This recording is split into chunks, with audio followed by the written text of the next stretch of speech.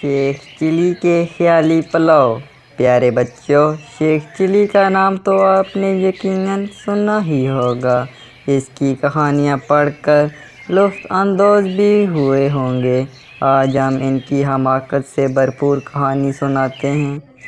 کسی گاؤں میں ایک بڑھیا رہتی تھی جس کا ایک ہی بیٹا تھا جس کا نام چلی تھا۔ وہ بہت کام چور، بے وقوف، سست اور کاہل تھا۔ اسے بس ایک ہی کام آتا تھا، شیخی بگاڑنے کا۔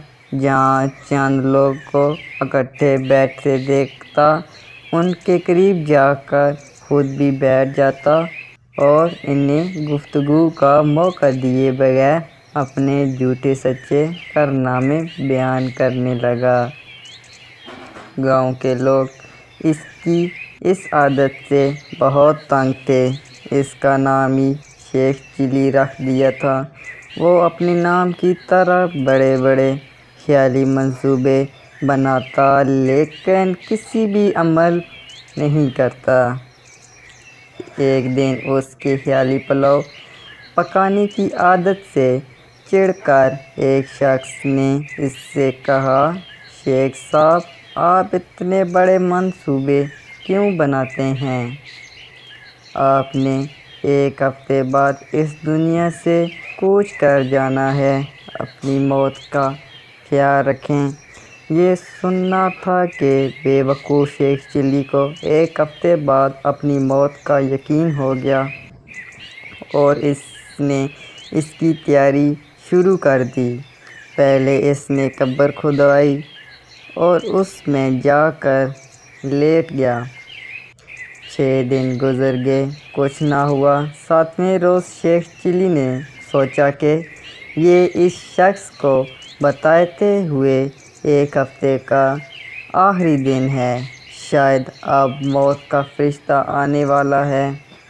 وہ یہ سوچ ہی رہا تھا کہ اس نے کان میں آواز پڑی، "اگر کوئی اللہ کا نیک بندہ انڈے کی ٹوکری میرے گھر پہنچا دے تو میں اسے اجرت میں ایک اشرفی دوں گا۔"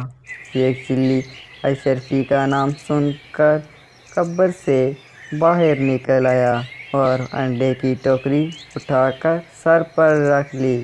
یہ دیکھ کر ٹوکری کے مالک نے کہا، "شیخ صاحب، ذرا سنبھال کر لے جانا، انڈے ٹوٹنے نہ پائیں، ورنہ ایک دمڑی بھی نہیں لوں گا، الٹا ہرجانہ لے لوں گا۔"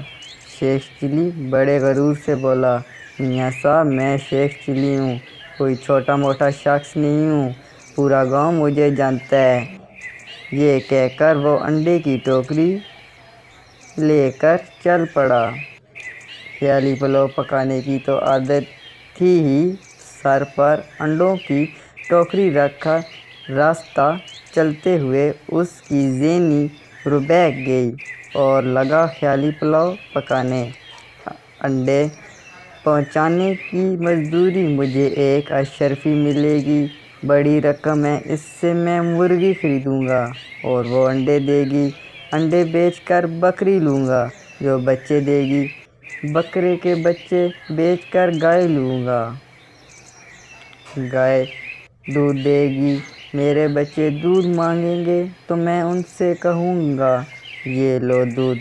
اتنا کہتے ہوئے اس نے ٹوکرا پکڑے دونوں ہاتھ ہٹا لیے، جس کی وجہ سے وہ زمین پر گر پڑا اور سارے انڈے ٹوٹ گئے۔ انڈے کے مالک نے جب یہ منظر دیکھا تو وہ آہ و بکا کرتے ہوئے بولا، "ہائے میرے انڈے!" دوسری طرف شیخ چلی روتے ہوئے دہائی دے رہا تھا، "ہائے میرے بچے!" دونوں کی آہ زاری سن کر لوگ جمع ہو گئے اور شیخ چلی کی بات سن کر اس سے باور کروایا کہ تمہاری تو شادی بھی نہیں ہوئی، بچے کہاں سے آ گئے جو تم رو رہے ہو؟ ہاں، انڈے کے مالک کا تو تم نے نقصان کیا ہے، اس کا ہرجانہ تمہیں دینا پڑے گا۔